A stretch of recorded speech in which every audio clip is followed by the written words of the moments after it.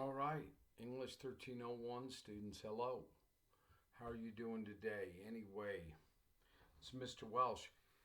Today, class, and I hope you and your families are well. Today, class, what I wanted to do was this. We're going to spend one session today talking about how I've graded, once again, or how I've graded your portfolios. Your first portfolios, for the most part, are back. They are graded, class. So I want to talk about how a student earns their grade or how a grade is earned. So one of the things I want to talk about is there's some very fine work done in these portfolios. There were some memoirs that certainly have stuck in my head, that will stick in my head for a long time. And I enjoy grading these, class. I think it's one of the great things about being a professor is in some of these, remember what it's like to be in high school or going back to that time or a time where a student has had success and challenges in life. Sometimes some very dark subject matter, some bright subject matter. Remember, class, it's interesting about life that sometimes the dark times are precursors generally for light. And sometimes when we're in states of light or brightness, uh, it can mean that possibly some darkness is coming ahead. Um, it's why it's important, class, to always, once again, have hope. But I enjoyed reading this, and I'm going to talk. I've got some notes here about what I've seen. So there was a mixture of grades, class, from certainly from A minus to F within these portfolios and everything in between. If you received an F, once again, go through all the comments because this is most probably going to be the most important documents you ever received back in your college career because I took the time to grade these as my professors graded me. And sometimes I've talked to students before and they've said, Mr. Welsh, I never got that sort of grading in high school. And it's like, well, welcome to college. This is a whole different ball game. So if you received, say, for example, a D or an F on your portfolio, there's work to be done. Now, one of the things about the Writing Center is the Writing Center is so helpful, and it's one of the reasons why I'm letting you go there and make you go there with these, because they've helped a lot of people. Now, but also remember the Writing Center can't give you the language and cannot write the paper for you. They can help you and they can help you with some basic errors, but then once again, it's your job to internalize that help and be able to edit your own work. But the help is certainly there. Now, in addition to the Writing Center, if you have on occasion a parent or someone else who has this thing done, um, down, you can go to them, but don't have them once again do the work for you. Because if someone just like does the work, um, and you don't internalize what you need to improve on, then you'll never improve.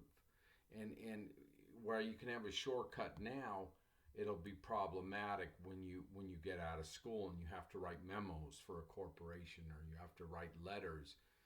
And even sometimes, class, if you have a boss that maybe didn't even go to college, bosses can know when something is illiterate or if a person doesn't have basic grammar or sentence structure down.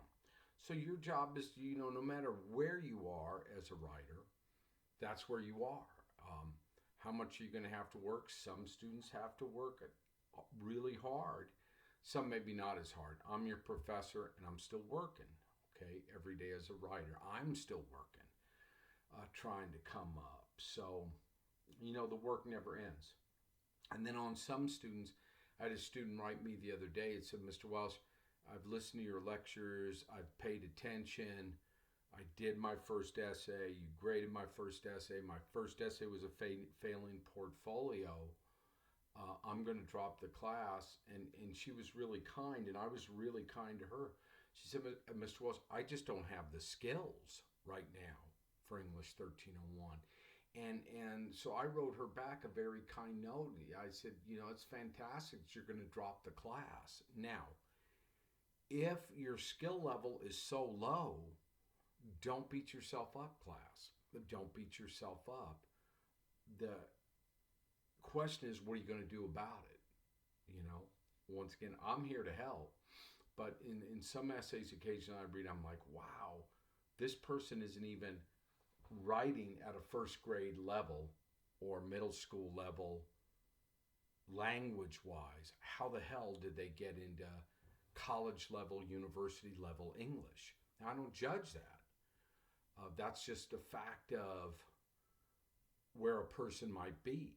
So, for like that young woman that wrote me, said, I'm dropping the class because, I know my skill levels are so low. Then the question is always, what is she going to do for the future about raising it? Once again, it takes work. But never have I ever or would ever want to beat someone up, which I never have, about their skill level. It's up to that student, And she could once again crucify herself because she's not at the level yet, but there's no reason to do that. I had a student about 1.5 years ago. We're in the classroom, and he slammed his fist down in my office hours and said, Mr. Welsh, I'm so pissed off because I'd graded a couple of his failing essays. And I said, why are you so pissed? And I said, are you pissed at me? He goes, no, I'm not upset with you. He goes, I'm just pissed off at myself. And I said, why? He goes, because I went to Bowie. And I said, Bowie's cool. That's the pride of the South Side, man. That's a proud high school and a proud place to be from. And I mean that in the depths of my heart. But he said, Mr. Welsh, they put me all in the dummy classes.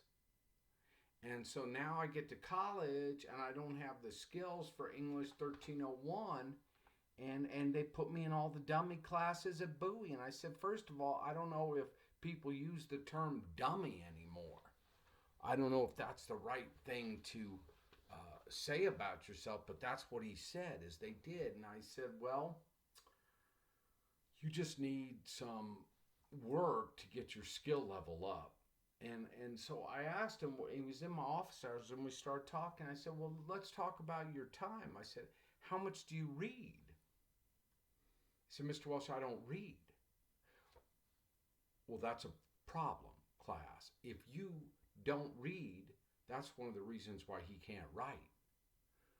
We need to surrender the fact that we need to read every day something within the English language. Because when we're reading, whether it's a newspaper or a magazine or a newspaper online or a magazine online that is done well, once we read, it starts seeping into us, class. And our writing improves automatically. So he said, Mr. Welsh, I hate to read. And I said, well, that's problematic. You need to surrender to the fact that if your writing is going to get better, you have to read. And then college is all about reading, no matter what class we're in. So I said, why don't you start? And then I said, well, if you don't mind me asking, if you're not reading, how are you spending your time? He said, Mr. Welsh, I spend about 8 hours a day down in the basement of my mom's home playing video games. And I'm not judging that, but I'm like, dude, video games, you're out in like some other cosmological world, man. You need to get here.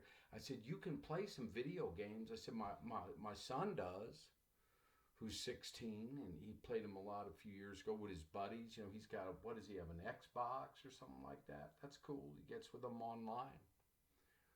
But I said, why don't you just take 1 hour of that time a day and read? Because that's the only way your language skills are going to improve. I said, because I want you to do well. And I said, high school is over, so you don't need to beat yourself up about Bowie. What you need to do is get into the solution. He's like, all right, Mr. Welsh, all right, all right. And I said, and never once was I negative to him. Never once was I pejorative. Never once was I coming down on him. I didn't want to come down on him. He's already beaten himself up. It's like, what are you going to do now, right? So my last years, 2 years of high school weren't too good at all. I could go on and tell you that I was an all-star, but I wasn't back in Los Angeles. And so when it got to the community college, I knew enough about life. I was 23 years old. I said, you know what? I got to get busy. I got to make up for the things that I missed my last 2 years in high school. And I wasn't necessarily, horribly bad in high school or anything like that. My head wasn't in it. And I wasn't paying attention, but boy, I paid attention when I got to my community college because I wanted to get better, and I wanted to improve, and I wanted to become an educated man. And that's what I want from my students. So to wrap up with this, don't beat yourself up. If you're not at the skill level, and I can look, I've been doing this for decades, I'm here to help, but if you're not at the skill level, step back. Take another class that deals with the basics, and then once again, keep working on coming up. I think I told this story before. I had a student about 2 years ago who was crying one day outside class. I said, and she's a sweet young woman, maybe she's about 25 years old. I said, why are you crying? And she said, Mr. Welsh, I don't understand a thing that you're saying in class. I don't even understand English. And yet I'm in your English 1301 class. And I told her, I said, dry your eyes, dry your eyes. Don't, I'm here to help. I'm not here to beat you up. I said, you're trying, but your skill level. And then I told her the truth. And then I'm going to move on class. I said, let's turn the tables. Let's have Mr. Wells start speaking some Spanish to you. Because I already know, I told her, I said, in Espanol, and I told her, I said, I see you as an Espanol este, an estrella. And I did, I said, I see you as a star. Because, you have some English skills, you've got great Spanish skills, and now what we have to work on is, but you're already a star because you're sitting here talking to me in English. And I'll throw out a few Spanish words, to see if I can get my rap on. But, all we have to do, I told her, dry your eyes, go see your counselor. See where you're supposed to be. But, I learned this after years. I kept, beating her up. I don't know how the hell she got in my class. She can't even understand English, and she's in a college level writing class. She'd be all right. I said, you just need to step back and keep working. And I told her, you know what? Mucho trabajar en inglés. And profesor de, mucho trabajar en español is what I need. Much, for those of you that don't speak Spanish, I need much work in my Spanish, but I am an English professor. So she'll be all right. And she was happy at the end. I said, yeah, I'm here to help. I've been doing this a long time, class. So say you got a D or an F on your portfolio, ask yourself, what's up? What happened here? What's going on? Because I marked the errors. And we're going to talk about some of those errors. But I read some good portfolios. So look over my comments. See what's going on there, once again. See what the mistakes are. And then class, after this, we'll have some live sessions where in the days ahead, next week or so, you can, any questions you want to ask me in a live session, I'll answer them. But I've graded your portfolios. Class, I had another student write me this weekend, said, Mr. Welsh, I've been not feeling good. I haven't done any work. Mr. Welsh, I'm depressed. I didn't beat him up either. What should I do, Mr. Welsh? Drop the class. We're coming up on midterm. You can't get caught up. Drop the class. Don't beat yourself up. Take it during the time when next time when you'll be able to dedicate time to it. I said, don't beat yourself up about being depressed and not feeling right. We're in a pandemic, a national crisis. See, you'll be all right. But you can't get caught up now. I could lie to you and say, I said, you're failing. Drop the class. Set yourself up for success and not failure. No way. Because we have another portfolio due here in a few days coming up. So, class, on each paper, I have some editing symbols that I want to explain. On some of your papers, you may have WC. That means a word choice error. So if I have WC on your paper, look to where it's highlighted and ask yourself, what word did I use incorrectly? Now, once again, I saw in an essay a student that says, I know what happened, and know was spelled N-O. So that's a word choice error, okay? It should be K-N-O-W. Or I saw another paper, I wrote down this sentence that I saw from one of the papers that I was grading, where a student said in the paper, I told Yolanda if we could go. I told Yolanda if we could go. And so I put WC, and the WC is word choice, class. The correct word was I asked Yolanda if we could go. You can't told Yolanda anything. So once again, the more we work in the language, the more class, once again, the language improves. That's why in the constant reading that you do even when it's a struggle, continue reading, because the work is being done for you without you even consciously setting out to do it. It's improving as you read. So word choice error, look at that. Class, you may have on your paper SP off in the margin. SP means there's a spelling error. Look, class, and see. Remember that nowadays computers have spell checks. They didn't have those back in the day when I was in school. And my professors would nail me for spelling errors. Look to make sure that you spelt your words right. I had some spelling errors. Class, also, you may have on your paper WM, which means word missing. Not wanted man, but word missing. And in the English language, as in the Spanish language, as in any language, if one word is missing from the sentence falls apart. Let me give you an example. I saw this in an essay where a student one time said, I want apple. I want apple. So say you were in an oral situation and you were in an old school market where they sell fruit. In Espanol, let's say frutas. And you went up to somebody and you said, you know what, a produce man, you said, I want apple. Orally, they would know what you want. And they say, okay, well, which one? But when we go to write, that's an incorrect sentence. It needs to be, I want the apple, or may I have an apple?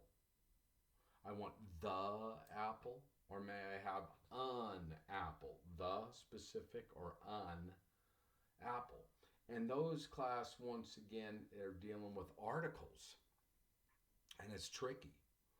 Okay, the article situation. More we deal with the language, the more they come to us. Class, I'll tell you a story. I had a student from maybe about a decade ago from Russia. And she was new to the English language, and she was from Siberia, and she managed to get over here by marrying some dude, some American. She wanted to get out of Siberia and Russia, and once she got here, she kicked him to the curb, and she was still here, and she was really intense about Russia. and really intense about being in the States.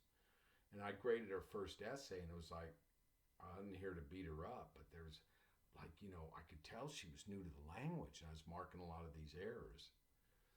And she came up after words and said, I'm going to work real hard to correct this, Mr. Welsh, because she was, pissed that she had written a failed essay. I said, don't beat yourself up. It's just, and I asked her, how long have you been speaking English? And she said, 4 years. I said, 4 years?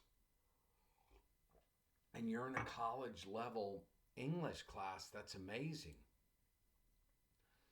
And it was a class below this called English 0310, and she passed it. But I'd see her in the hall at the community college with her Russian English dictionary everywhere she went, working. Because she told me one time, she said, Mr. Wells, do you realize how incredible it is that students get the opportunity to go to the community college? I said, I do. I'm a professor. This is an intense place. It can revolutionize your life. Is it the only way to revolutionize your life? No. But can you? Yes. She goes, I'd never have these opportunities in Russia. And she goes, that's why I'm kicking ass. I said, you go kick ass all you want. I'm here to support you. And she won all the scholarships that were available to students at the community college. She had that desire, once again, that desire to be in America, to be out of Siberia, out of Russia. In class, people in Russia suffered, right? That's an intense place. But so class, once again, she had to keep working on the language. So, word missing, word choice, spelling error. Class, on some of your papers, you'll see marked on the side tense. So what tense means, class, is that there's been a tense switch. Let's keep it simple for the rest of your life, class. When you go through your essays, you want to stick to the same tense. So generally what I'm talking about, for most people writing essays, it'll be the past tense. So all your verbs have to line up in the past tense. And if you start switching past, present, past, present, past, present, you're going from the past tense to the present tense to the past tense. If you make that error throughout your essay, I'll fail it. Because once again, that's letting me know that once again, you don't know the basics of grammar, or you're missing some. Class, I do it too. Once again, I make errors. I'm not perfect. No este perfecto, Mr. Welsh. Este professor de inglés. No. I make mistakes too. But over the years, since I write every day, I, very carefully look at my work. Present tense or past tense. If you keep switching them, it drives the reader crazy. And they'll think, wow, this person does no grammar. So I had a sentence that I saw that said, I was happy, period. I was happy, period. Class, that's past tense. So if you're writing in the past tense, keep all your, once again, all your verbs, your whole essay is going to be in the past tense. I was happy, period. Perfect sentence, simple sentence. And then the next sentence they wrote was, I walk to the park and I see a bird. So it's a switch. You can't be, I was happy and I walk to the park and I see a bird. Then everything is now switched to the present tense. So what that student needed to do was, I was happy, past tense. To fix it, I walked, past tense, to the park and I saw a bird. Now it's all past tense. I was happy. I walked to the park and I saw a bird, rather than I walk to the park and I see a bird. So look over your tenses, and that's once again the final process before you turn in an essay. You know, how much time is it going to take to get it as good as you can get it? I don't know. It takes me a lot of time to write and get things as good as I can before I let go of them. You know, last semester or about a year ago, I had another young woman who um, I asked her to see her about her essay after she had turned in a memoir. Um, and it was an A essay, and I wanted to talk to her about it. And she said, Mr. Wells, do you know how many hours I put into that essay? I said, how many hours? She was probably a total of about 20. She said, do you think that's too much? I said, it's never too much. It's never too much. I'm the same way. Sometimes the writing comes quicker to me, sometimes slower. But to do it right takes time. And yeah, it didn't take me much to grade it at all because I was just putting good, excellent, the flow, everything. So, class, then you may have on your paper awk. If it says awk and I've highlighted something, look and see why it's awkward. Sometimes it could be something like, which we'll talk about in a minute, a tense problem with maybe a run-on sentence or an incomplete sentence, which we're going to talk about. Or maybe three sentences that are masquerading as one, or some grammar problem with some basic sentence. Look at it. See, here's the key. See if you can fix it yourself. If you can, once again, fix it. See the error. If you can't, go to someone else. Go back to the writing center. Once again, can the writing center hit every single error for you? No. Can they give you the language and write the essay for you? No. But they can help you like they helped me. It pointed out my errors when I would go in my early days of the college back in Los Angeles, my community college. And then, the more I worked, the more I was able to get in the rhythm of, improving my work. So look at awk, okay? Look at your tenses. Class, your next essay coming up, you're going to be dealing with dialogue a lot because it's a profile. Make sure that you go back and look at the essays we've studied and look at your punctuation for dealing with dialogue. Go to your writer's reference book, okay? I don't want to take off points for that. Generally, always the comma goes inside the quotation marks, okay? Look at that. Go back and look at Molly O'Neill's A Surgeon Wars on Breast Cancer. Study the punctuation marks. Look at, once again, Interview with an Artist by Betsy Buffo. Pay close attention to how she's using dialogue with punctuation. Very good. So, class, basically, we also talk about you may have ink sent on your paper. That's an incomplete sentence. Ask yourself, why is it incomplete? An incomplete sentence is simply a sentence just needs to have a noun and a verb, or a subject and a predicate. I'm happy, period, complete sentence. Johnny is here, period. Maria is going to the liquor store, period. All perfect sentences. Noun, verb, subject, predicate. If I have ink sent, it means it's a fragment. Once again, ask yourself, why is this a fragment? Class, another mark that I'll mark on papers too is run-on sentences, okay? And this happens. I will fail an essay simply if it's got 15 or 20 run-on sentences. You have to be able to clear those up. So look, class, and how do we once again stop a run-on sentence with a period? And once again, I'm here to help you with that. Okay? Look at your sentences. Know when to stop them with a period. Because a run-on sentence is a run-on sentence. It's a sentence that has gone out of control. It's lost its mind. That needed to be stopped. I saw on a paper this one sentence all went together. Jason asked if he could kiss me. I said yes.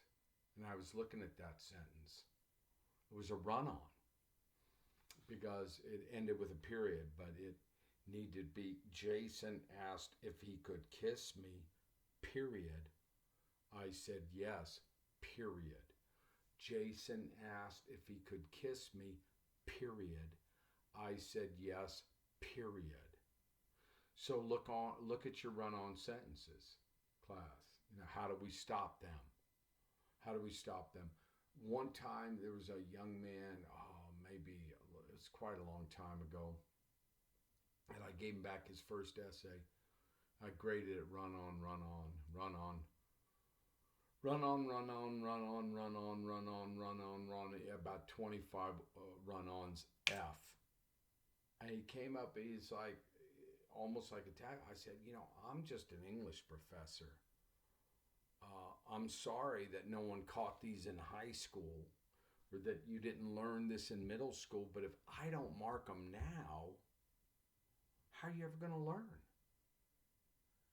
And he said, all right, Mr. Walsh, he looked at every single one. Then he started getting in the rhythm. I said, we need to break you of that habit. You go to the university and you write like that, it's going to be problematic. You get a job, you write a memo, the boss is looking at you. The boss will say, you went to college? Where'd you go to college? How'd you get out of college and still have all these simple grammar errors? Class, look on the run-on sentences, fix them. Now,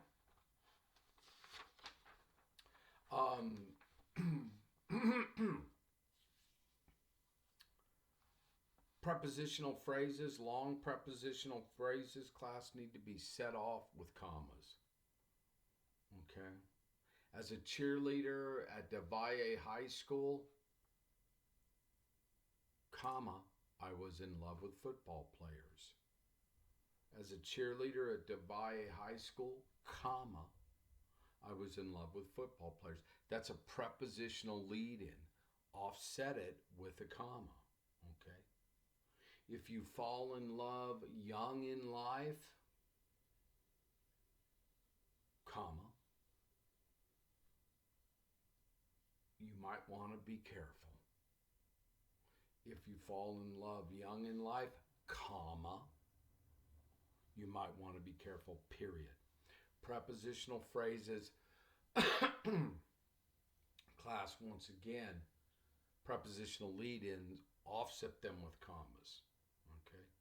Let's talk about for the rest of your life. Exclamation points, class, don't use them or you can get by the rest of your life without ever really using them. Use them very, very little. I was taught when I got on my first newspaper, forget about exclamation points, that the words carry their own exclamation.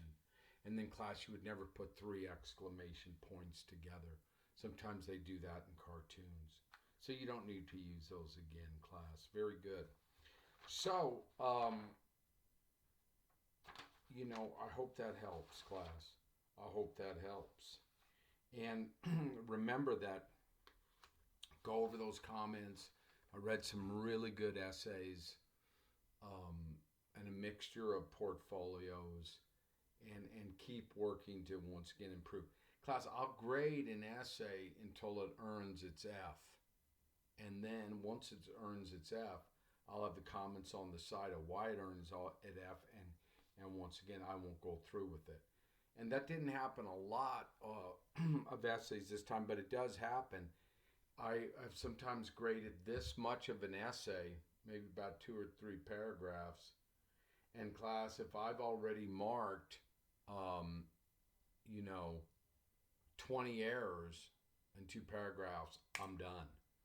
Because those errors are going to continue throughout the essay, and I'll put the F, I'll mark all the errors and say, you know what, I'm done with this portfolio. So be thinking about that, class, once again for your next deadlines that you have coming up that we've talked about. You're in this profile essay. We'll be looking forward to those portfolios. Portfolios, as I said in my memo, will be when you turn them in. In class, turn in your essays. We'll just keep it simple. Blackboard messages is fine. Old school Microsoft Word attachments are fine. Um, with the formatting exactly as the last essays that are in your handouts that I've shown you. And then, so, one step at a time. I'll need a first draft, a second draft, which is the final draft, and the verification form that you work with the Writing Center. And the Writing Center has helped a lot of people, okay, a lot of people during the pandemic. Very good class. And so, with that said, good luck. I hope you're staying safe and well. Be good to yourself. Be kind to yourself in college. And, one day at a time. We'll take this all one day at a time. With that said, class, I hope you have a great afternoon. And I hope you're safe and well. That's it for now. Thanks.